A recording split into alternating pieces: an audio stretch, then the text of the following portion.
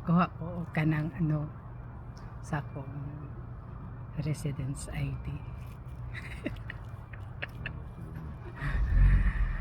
And di pa mi pwede makasulod kay wala pa mi sa oras sa among appointment.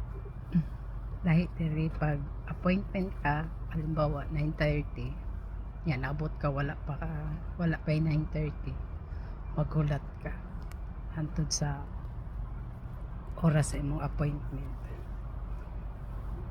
Pag oras na sa imong appointment, diha na ka mosulod. Mo niron tugnaw kaayo diha ana nga building. Charot. Nangabil ka-expire na akong residence ID.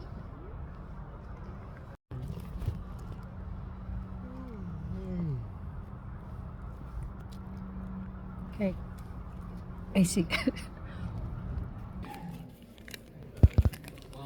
Sa wakas nakasulod na jud mi.